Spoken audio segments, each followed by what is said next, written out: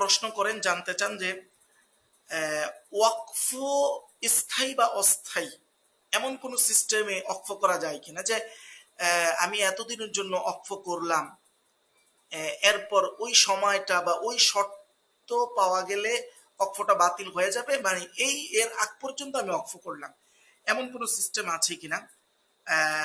এই বিষয়ে আসলে উত্তর হলো যে না, বরং বিভিন্ন ফতোয়ার কিতাবে যেটা এসছে সেটা হলো, কেউ যদি এইরকম শর্ত যুক্ত করে অক্ফ করে, ওই অক্ফ একেবারেই সহিহ হবে না।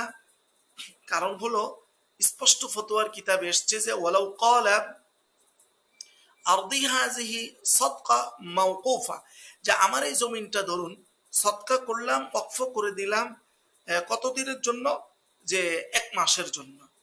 তো যখন ফাইজা মাযা শাহরুন, যখন 1 মাস চলে গেল, ফাল ওয়াকফ বাতিলুন, তারপরে এই ওয়াকফটা বাতিল হয়ে যাবে। কেউ যদি এমন শর্তে ওয়াকফ করে, তাহলে এই ওয়াকফ শুরু থেকেই বাতিল, মানে এই ওয়াকফ হয়নি।